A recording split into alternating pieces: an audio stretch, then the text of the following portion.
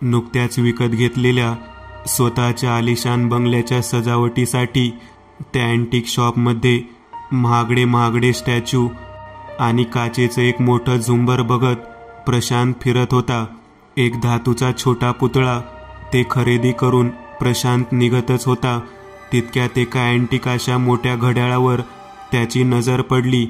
ते मोठं घड्याळ कितीला आहे हो? प्रशांतने त्या अँटिक शॉपच्या मॅनेजरला विचारलं. सर, तो अँटिक पीस आहे. पायथॉन कंपनीचं घड्याळ आहे. ती कंपनी 1914ला पहिल्या महायुद्धाच्या काळातच बंद झाली होती. त्यामुळे याचे पार्ट्स वगैरे कुठेच मिळणार नाहीत. मॅनेजर म्हणाला. तरीही किंमत तर सांगा. प्रशांत म्हणाला. 1,10,000. मॅनेजर म्हणाला. Okay, pack it. प्रशांत म्हणाला. टेम्पोमध्ये ते झुंबर, तो पुतळा आणि घड्याळ चढवायला सांगून प्रशांतने ॲड्रेस आणि चेक मॅनेजरला देऊन प्रशांत कारमध्ये बसला आणि घरी पोहोचला. काही वेळातच टेम्पो बंगल्याच्या दाराशी येऊन थांबला. त्यातून झुंबर, पुतळा आणि ते घड्याळ त्यांनी बंगल्यात प्रियाने सांगितलेल्या जागी सेट केलं. प्रिया, आवडल्या का वस्तू? प्रशांतने विचारलं. हो, खूप छान आहेत. ते घड्याळ तर खूपच सुंदर आहे आणि मुख्य म्हणजे चालू अवस्थेत आहे. प्रिया म्हणाली. अँटिक आहे. जवळजवळ 100 वर्षापेक्षा जुना आहे ते. प्रशांत सांगू लागला. वाव, प्रियाने प्रतिक्रिया दिली. प्रशांत तिथून ऑफिसला गेला. काही महत्वाची कामं उरकायची होती त्याला. प्रशांत आणि प्रियाचं नुकतंच लग्न झालं होतं. 2 महिन्यापूर्वीच नवीन संसार, जोरात चाललेला बिझनेस आणि नवीन घर, एकूण सुखच सुख त्याच्या जीवनात. संध्याकाळी तो 8 वाजता परतला. घरातली नोकर माणसं स्वयंपाक करत होती तर प्रिया टीव्ही बघत वेळ घालवत होती. प्रशांत घरी आल्यावर दोघांनी लगेच जेवण करून घेतलं. उद्या प्रशांतची एक महत्वाची मीटिंग होती आणि पुढचा दिवस पूर्णपणे कामात व्यस्त असा जाणार होता. त्यामुळे त्याला आज आरामाची गरज होती. त्यामुळे तो 10लाच झोपायला गेला. प्रिया थोडा वेळ पुस्तक वाचत लिव्हिंग रूममध्येच बसून राहिली. पुस्तक वाचता वाचता तिला वेळेचं भानच नव्हतं. त्या अँटिक घड्याळाचा काटा आता 12वर आला आणि त्यातून अचानक 12चे ठोके पडले. त्या अचानक पडलेल्या ठोक्यांच्या आवाजाने प्रिया एकदम दचकली. तिने घड्याळात पाहिलं. एकावर एक असे 12 ठोके टन टन असे वाजत होते. 12वा ठोका पडला आणि सगळीकडे परत शांतता झाली. प्रियाचे पण डोळे जड होऊ लागले होते.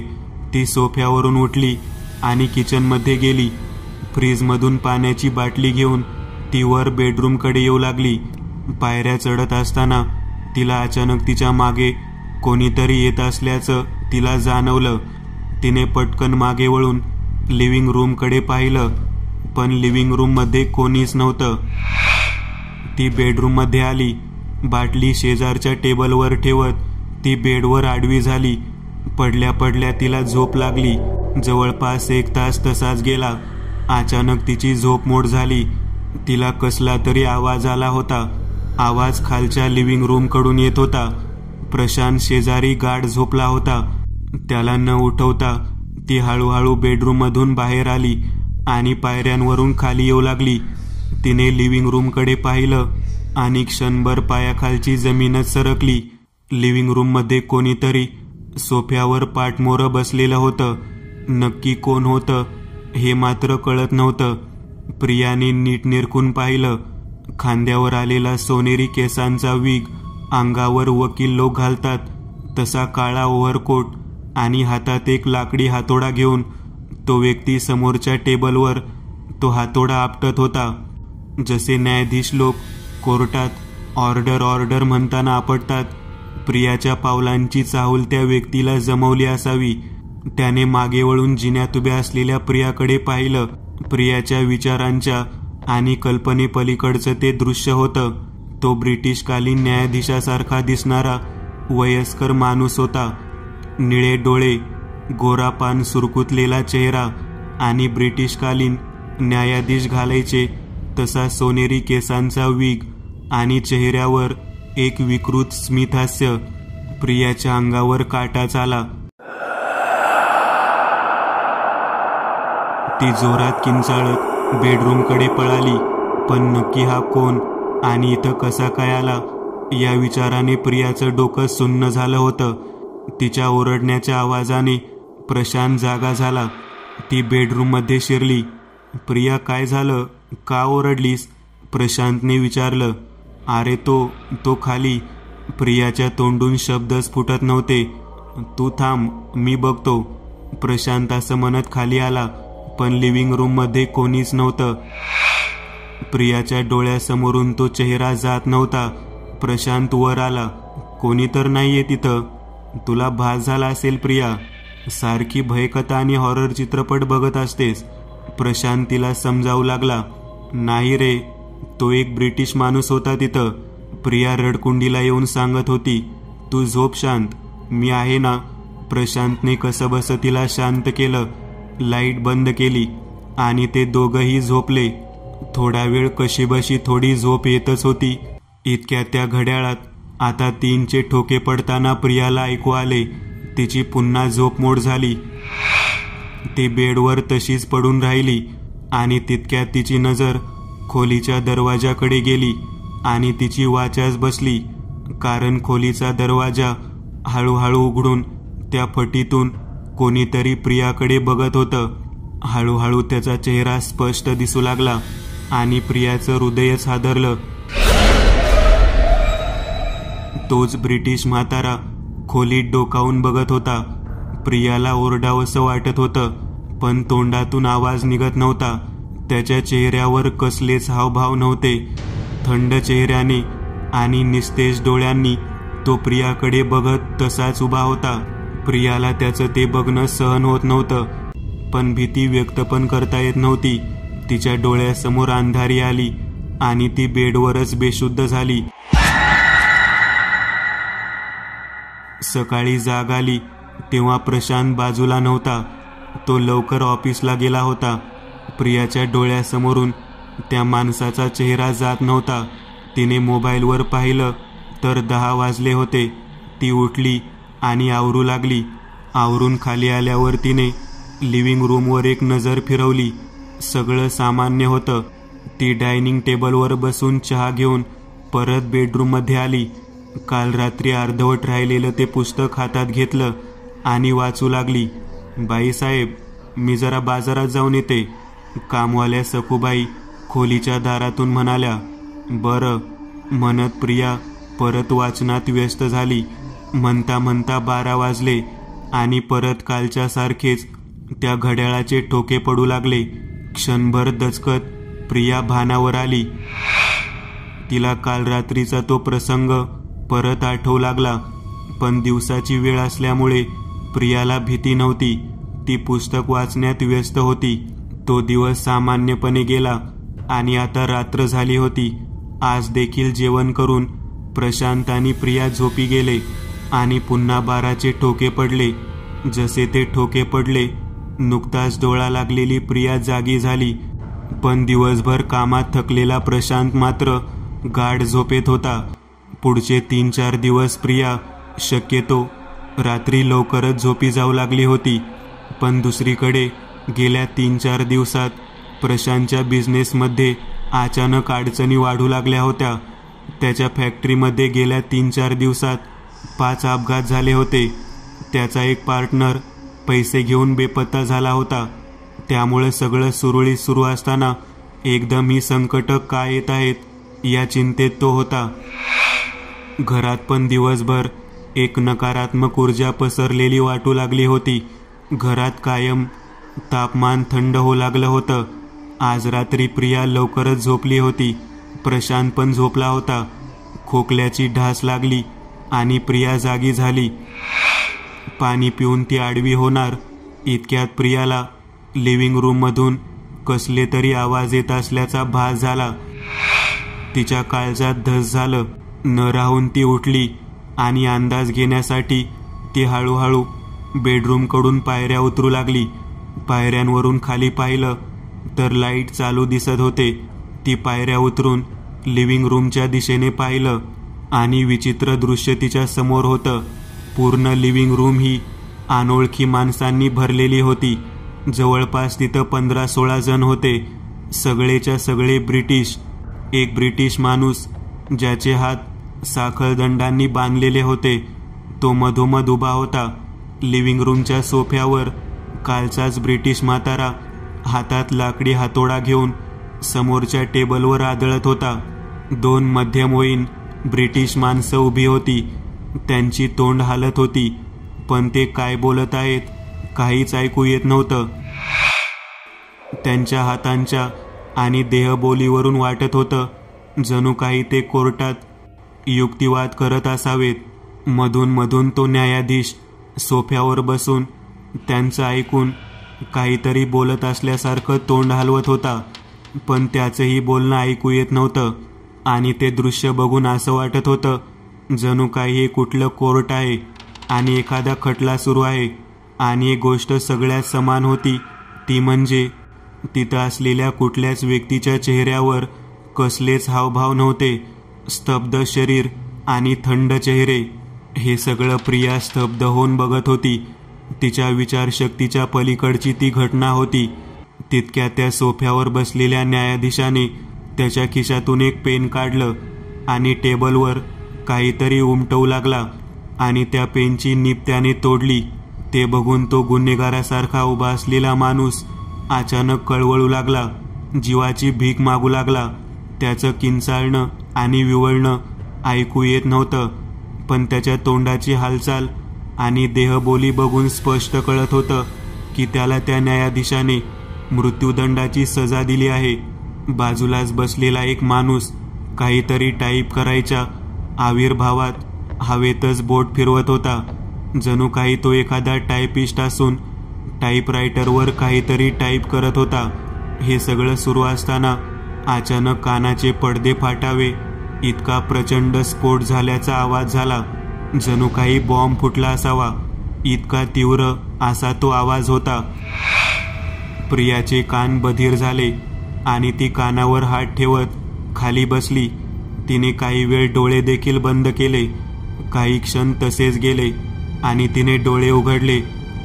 समोरचं दृश्य तिच्या मेंदूवर आघात करणारं ठरलं, कारण काही वेळापूर्वी कोर्टाचा माहोल असणाऱ्या त्या लिव्हिंग रूममध्ये आता प्रेतांचा खच पडलेला दिसत होता. छिन्नविछिन्न झालेली शरीर, चिंधड्या उडालेले मानवी देह आणि सगळीकडे फक्त रक्ताचा लाल रंग. प्रियाच्या कानांबरोबर तिचं डोकं पण सुन्न झालं होतं. इतक्यात तिची नजर त्या सोफ्यासमोरच्या टेबलवर गेली.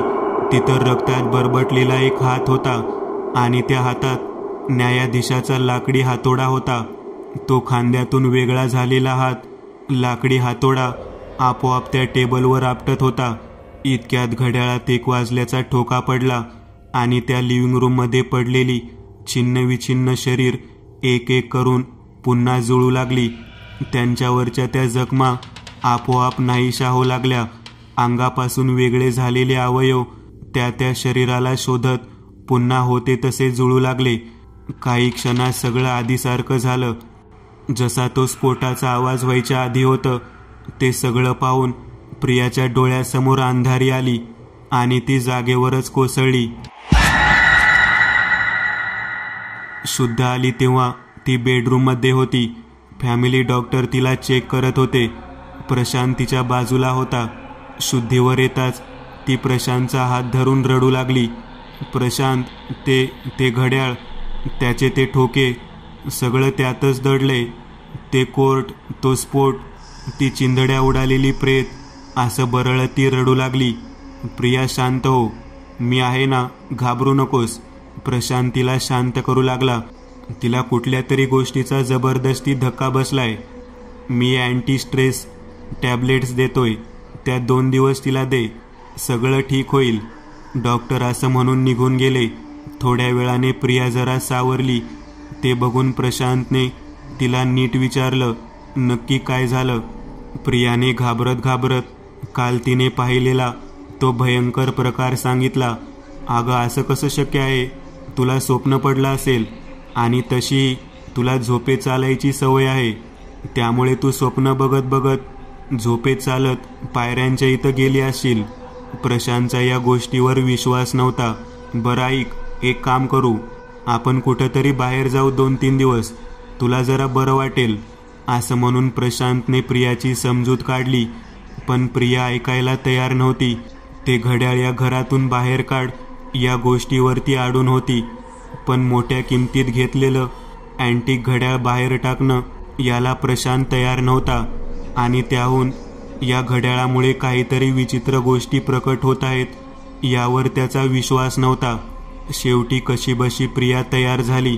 2 दिवस पाचगणीच्या फार्म हाऊसवर जायचं दोघांचं ठरलं. पण प्रियाची अट होती की आजच निघायचं. प्रशांत तयार झाला. ते दोघेही दुपारी निघाले. पाचगणीला 2 दिवस खूपच छान गेले. पण परतीच्या प्रवासातच प्रियाच्या चेहऱ्यावर भीती दिसू लागली होती. कारण आजची रात्र परत त्याच घटना बघाव्या लागतील. शिवाय अजून काय काय बघावं लागणार होतं कुणास ठाऊक. गाडी बंगल्याच्या आत शिरली. पण बंगल्याच्या आत अंधार दिसत होता. पण नोकर माणसं असतील तर मग बंगल्यात अंधार कसा, हा प्रश्न प्रशांतला पडला. त्याने दरवाजा ढकलला आणि लाईट लावली. लिव्हिंग रूममध्ये कोणीच नव्हतं. बाबू, सकू, कुठं आहात दोघे, प्रशांत आवाज देऊ लागला. पण कसलाच प्रतिसाद मिळाला नाही. प्रियाला मात्र काहीतरी अघटित घडल्याची चाहूल लागली होती. प्रशांत चालत किचनमध्ये गेला आणि समोरचं दृश्य बघून त्याची दातखिळीच बसली. हो शट, हे कसं झालं. त्याच्या तोंडून एकच वाक्य बाहेर पडलं. प्रिया किचनजवळ आली. जमिनीवर सकूचं प्रेत पडलं होतं. सकूच्या प्रेताचे डोळे उघडे होते आणि तोंड पण उघडं होतं. तिच्या मृत चेहऱ्याकडे बघून असं वाटत होतं जणू तिने मरण्याच्या आधी काहीतरी भयंकर गोष्ट बघितली असावी. इतकी भयंकर की त्या धक्क्याने तिचं हृदयच थांबलं होतं. तिला मरून जवळपास 24 तास झाले होते. कारण प्रेत सडायला सुरुवात झाली होती. पण बाबू कुठे आहे. प्रशांत किचनमधून बाहेर आला. बाबूचा फोन डायल केला. फोनचा आवाज घराच्या स्टोअररूममधून येत होता. प्रशांत स्टोअररूमकडे आला आणि त्याने लाईट लावली आणि त्याला धक्काच बसला. बाबू खोलीच्या कोपऱ्यात भेदरलेल्या अवस्थेत बसला होता. त्याच्या चेहऱ्यावर भीतीचं वर्चस्व स्पष्ट दिसत होतं. बाबू, इथं का बसलायस आणि त्या सकूला काय झालं, प्रशांत बाबूजवळ येत विचारू लागला. दचकत बाबू भानावर आला आणि विक्षिप्तपणे हसू लागला. साहेब, ते कोर्ट, इथे कोर्ट भरतं रोज रात्री. कोर्ट? भयानक. अचानक हसता हसता तो रडू लागला. आणि साहेब, सकूनी बी ते पाहिलं. नाजूक काळजा चिती, सहन नाही झालं तिला. बाबू रडत होता. हे सगळं तर प्रियानी पण पाहिलं होतं. म्हणजे सगळं खरं आहे. प्रशांतच्या अंगावर काटा आला. सकूचं प्रेत पोलिसांनी पोस्टमॉर्टमला पाठवलं. बाबूला इस्पितळात पाठवून सगळे सोपस्कार करता करता 11 वाजत आले होते. पण प्रियानी ठरवलं होतं की त्या बंगल्यात रात्र काढणार नाही. प्रशांतला पण आता या गोष्टी खऱ्या वाटू लागल्या होत्या. बरं, एक काम करू, आपण रात्र हॉटेलवर काढू. पण मला फक्त एकदा बंगल्याच्या बाहेरून बघू दे, नक्की तिथं काय घडतंय ते. प्रशांतला स्वतःच्या डोळ्यांनी ते पाहायचं होतं. तो आणि प्रिया बंगल्याच्या बाहेर गाडीतच बसून बंगल्याकडे लक्ष ठेवून होते. आणि तितक्यात 12चे ठोके पडले आणि बंगल्याच्या लिव्हिंग रूममधले लाईट्स आपोआप चालू झाल्याचं त्यांनी बाहेरून बघितलं. प्रशांत गाडीतून उतरला आणि बंगल्याच्या खिडकीतून आत घडणारा प्रकार बघू लागला. प्रशांतला ते सगळं बघून कापरं भरलं. जास्त वेळ तो ते पाहू शकला नाही आणि गाडीत येऊन बसला. आता बसला का तुझा विश्वास, का अजून पुरावा हवाय तुला, प्रिया भडकत म्हणाली. तू जर माझं ऐकून ते घड्याळ या घरात ठेवलं असतं तर आज सकूचा जीव गेला नसता, प्रिया बोलत होती. सॉरी, खरंच सॉरी, पण आता यावर उपाय काय, प्रशांतने प्रियाला विचारलं. ते घड्याळ घरातून बाहेर नेऊन त्याची विल्हेवाट लावणे, बाकी मला काही घेणं देणं नाही. जोपर्यंत हे होत नाही तोवर मी त्या घरात येणार नाही, प्रिया म्हणाली. बरं, प्रशांतने गाडी सुरू केली आणि ते एका हॉटेलवर आले. रात्रभर प्रशांतने इंटरनेटवर पायथॉन कंपनीबद्दल माहिती काढली, पण जनरल माहिती मिळाली. त्या घड्याळाबद्दल काहीच समजलं नाही की नक्की काय रहस्य आहे त्या घड्याळाचं, त्या कोर्टामागं आणि त्या घड्याळाच्या 12 वाजता पडणाऱ्या ठोक्याचं. शेवटी इंटरनेटवर एक फोरम सापडला ज्यात शापित वस्तूंविषयी माहिती होती. त्यातच प्रोफेसर शास्त्री यांचा एका शापित घड्याळाविषयीचा एक लेख सापडला, जो लेख प्रशांतने प्रियाला दाखवला. त्या लेखात त्या घड्याळामागचा इतिहास लिहिलेला होता, पण प्रोफेसर शास्त्री हे इतिहासातील तज्ज्ञ तर होतेच, त्याचबरोबर पुरातत्व विषयातले पण जाणकार होते. त्यामुळे त्यांची मदत घेतल्याशिवाय यातून सुटका होणार नाही हे समजलं होतं. सकाळी प्रशांतने प्रोफेसर शास्त्रींचा नंबर शोधून त्यांना फोन केला. ते पुण्यातच असल्यामुळे त्यांना भेटणं पण अवघड नव्हतं.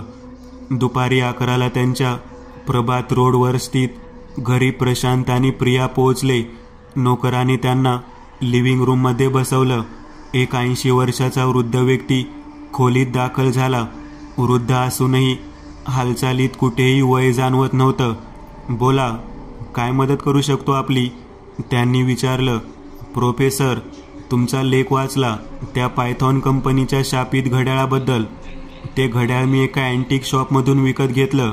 दर रात्री त्या घड्याळात 12चे ठोके पडले की विचित्र दृश्य दिसू लागतात. एका कोर्टाचा सीन सुरू होतो. तिथं 15-16 ब्रिटिश व्यक्ती एकाएकी प्रकट होतात आणि अचानक एक मोठा स्फोट झाल्याचा ध्वनी प्रकटतो. त्या सगळ्या लोकांच्या चिंधड्या उडतात, पण जसा एकचा ठोका पडतो तसं परत सगळं पहिल्यासारखं होतं. प्रियाने सगळा प्रकार सांगितला. ते घड्याळ तुमच्याकडे आहे, कसं शक्य आहे? ते शापित अँटिक घड्याळ तर सध्या लंडनच्या संग्रहालयात आहे. प्रोफेसर म्हणाले. नाही सर, ते घड्याळ 4 दिवसापूर्वी मीच विकत घेतले इथल्याच एका अँटिक शॉपमधून. नक्कीच काहीतरी गडबड असेल, पण नक्की काय कथा आहे त्या घड्याळाची? प्रियाने विचारलं. सांगतो. ब्रिटनच्या एका छोट्या शहरात एक कोर्ट होतं. त्या कोर्टात हे घड्याळ होतं. पहिलं महायुद्ध सुरू होतं त्या काळात. एक दिवस त्या कोर्टात एक खटला सुरू होता. 12चे ठोके पडणारच होते. तितक्यात जर्मन वायुदलाने त्या शहरातील मुख्य सरकारी कचेऱ्यांवर अचानक हवाई हल्ला केला. इकडे 12चे ठोके पडत होते. त्या कोर्टावर देखील बॉम्ब हल्ला झाला. त्यात सर्वच्या सर्व उपस्थित लोक क्षणभरात मृत झाले, पण त्या घड्याळाला काही झालं नाही. ते 12चे ठोके पडतच होते. तेव्हापासून ते घड्याळ ज्या ठिकाणी नेलं गेलं तिथं ते अतृप्त आत्मे त्याच अवस्थेत दिसू लागले. सगळी तीच घटना 12च्या ठोक्यानंतर घडताना अनेकांनी पाहिली आहे. त्यातले काही लोक ती विभत्स घटना बघून मृत्युमुखी पण पडलेत. बऱ्याच वेळा ते नष्ट करण्याचा प्रयत्न पण झाला, पण ते घड्याळ होतं तसं राहिलं. नंतर ते घड्याळ लंडनच्या संग्रहालयात ठेवलं गेलं. पण तुम्ही म्हणताय त्यानुसार ते घड्याळ नक्कीच तिथून कोणीतरी चोरून स्मगल करून इथं आणून विकलं आणि तिथं त्यासारखंच दिसणारं घड्याळ ठेवलं. प्रोफेसर इतिहास सांगत होते. मग आता आम्ही काय करावं? प्रशांतने विचारलं. माझ्या मते ते घड्याळ नष्ट करण्याचा एकच मार्ग आहे. रात्री 12चे ठोके पडून ती ठरलेली घटना सुरू झाली आणि तो बॉम्बस्फोट झाला की लगेच त्यावर घाव घालून ते नष्ट होईल. कारण एकचा ठोका पडणार नाही आणि ते सगळे मृतात्मे परत स्वतःची शक्ती जमवू शकणार नाहीत आणि या प्रकरणाचा अंत होईल. मी तुमची मदत करेन यासाठी, प्रोफेसर म्हणाले. ठीक आहे, मग आज रात्रीच हे काम करू, प्रशांत म्हणाला. रात्री 11ला प्रशांत, प्रिया आणि शास्त्री बंगल्यावर आले. सगळीकडे शांतता होती. दार उघडून त्यांनी ते घड्याळ नीट पाहिलं. त्यांना समजलं की हेच ते शापित घड्याळ आहे. प्रशांत, ते घड्याळ भिंतीवरून खाली काढ, प्रोफेसर म्हणाले. प्रशांतने ते काढलं आणि टेबलवर भिंतीशी टेकवून ठेवलं. स्टोर रूममधून एक हातोडा तो घेऊन आला. प्रिया, घराला मागून दरवाजा असेल तर तो उघडा ठेव. एक गोष्ट मी सांगू इच्छितो. आपण जे करणार आहोत त्यात कितपत यश मिळेल हे माहीत नाही. त्यामुळे जर काही अनुचित प्रकार घडला तर शक्यतो घराच्या मागच्या दरवाजाने आपल्याला इथून निसटता येईल, प्रोफेसर म्हणाले. प्रिया मागचं दार उघडं करून आली हळूहळू सगळ्यांच्या हृदयाची धडधड वाढू लागली, कारण आता 12 वाजत आले होते. ते तिघेही लिव्हिंग रूमच्या पायऱ्यांवर दबा धरून बसले. लाईट्स बंद होत्या आणि 12चे ठोके पडले. आपोआप लाईट सुरू झाल्या आणि समोर ते कोर्ट सुरू झालं. सगळ्या घटना ठरल्याप्रमाणे घडत होत्या आणि तितक्यात तो स्फोटचा आवाज झाला. सगळीकडे प्रेतांचे खच पडलेले बघून प्रशांतचे पाय लटलट कापू लागले होते. हाच तो क्षण होता, त्या घड्याळावर आघात करायचा. पण प्रशांतला त्या दृश्याने भोवळ आल्यासारखं होऊ लागलं. प्रोफेसर शास्त्रींना ते जाणवलं होतं. हा क्षण परत मिळणार नाही हे ते जाणून होते. क्षणाचाही विलंब न करता ते हातोडा घेऊन पुढे सरसावले आणि एक वर्मी घाव त्या घड्याळावर घातला. घड्याळाच्या काचा, काटे आणि लंबक्याचा चुरा होईपर्यंत शास्त्री घाव घालत गेले. एकाएकी सगळी शांतता झाली आणि अचानक लाईट बंद झाली. आता खोली त्राही झाली. किंकाळ्या आणि विवळण्याच्या आवाजाने खोली दुमदुमू लागली. प्रशांत, प्रियाला घेऊन निघ. शास्त्रींचा आवाज कानावर पडला आणि प्रशांत प्रियाचा हात धरून तिला मागच्या दाराने बाहेर घेऊन आला. पण प्रोफेसर शास्त्री आलेच नाहीत. बराच वेळ आतून किंकाळ्या ऐकू येत होत्या, पण आता त्या एकाएकी थांबल्या होत्या. पहाटेपर्यंत ते दोघे बाहेर शास्त्रींची वाट बघत होते, पण ते आलेच नाहीत. आता उजाडलं होतं. प्रशांत आणि प्रिया घरात आले. घरात सगळं सामान्य होतं. घड्याळाचे कसलेच अवशेष खोलीत कुठेच नव्हते. फक्त प्रोफेसर शास्त्रींचा चष्मा तेवढा होता, पण ते पूर्ण घरात देखील कुठं नव्हते. ना त्यांचा फोन लागत होता. दिवसभर प्रशांतने त्यांना सगळीकडे शोधलं, पण ते कुठेच नव्हते. मग ते नक्की गेलं कुठं? शेवटी संध्याकाळी प्रशांत घरी आला. आज जरा बरं वाटत होतं. जेवण करून ते दोघे आज निर्धास्तपणे झोपले आणि मग 12चे ठोके पडल्याच्या आवाजाने त्यांना जाग आली. प्रशांत आणि प्रियाला कळतच नव्हतं की ते घड्याळ तर सकाळी खोलीत कुठेच नव्हतं. मग हे ठोके पडल्याचा आवाज कसा येतोय? ते सावधपणे पायऱ्या उतरू लागले. लिव्हिंग रूममध्ये लाईट दिसत होता. हळूहळू खाली आल्यावर त्यांनी भिंतीकडे पाहिलं. तिथं ते घड्याळ लटकवलेलं दिसत होतं आणि कोर्ट सुरू झालं होतं. पण तिथं पाहताच दोघांना धक्का बसला, कारण आज कोर्टात बसलेल्या लोकांमध्ये प्रोफेसर शास्त्री पण दिसत होते. स्तब्ध शरीर आणि थंड चेहऱ्याने ते सरळ बघत होते. तसाच थोड्या वेळाने तो स्फोट झाल्याचा आवाज झाला. प्रोफेसर शास्त्री एकटेच तिथे बसून होते. बाकी लोकांची शरीरं चिंधाड्या उडाव्या तशी इकडे तिकडे फेकली जात होती, पण शास्त्री तसेच बसून होते. परत एकचा ठोका पडला. सगळे मृत लोक परत आधीसारखे झाले आणि सगळं आपोआप गायब झालं. आता ते घड्याळ फक्त रात्री 12ला भिंतीवर आपोआप प्रकट होतं. रोज रात्री तिथं 106 वर्षापूर्वी घडलेली दुर्दैवी घटना परत परत घडते. ते म्हणतात ना, प्रत्येक शापित गोष्टीला नष्ट करता येत नाही आणि जो असा प्रयत्न करतो तो त्या फेऱ्यात अडकतो. जसे प्रोफेसर अडकले. प्रशांत, प्रियंका काही दिवस तिथं राहिले, पण नंतर मात्र त्यांनी तो बंगला सोडला आणि दुसरीकडे राहायला गेले. मित्रांनो, आज पुरतं एवढंच.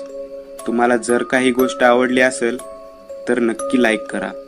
तुमच्यापैकी बरेचसे जण व्हिडिओ लाईक न करताच पळून जातात, पण हा जर व्हिडिओ तुम्ही लाईक केला तर मला जरा बरं वाटेल आणि असेच भारी भारी व्हिडिओ बनवायची माझ्यात एनर्जी येईल. त्यामुळे नक्की लाईक करा.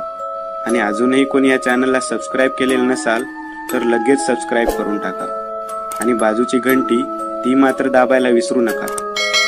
देवाची घंटी आहे ती. चला तर मग पुन्हा भेटूया अशीच एक आगळी वेगळी गोष्ट घेऊन पुढच्या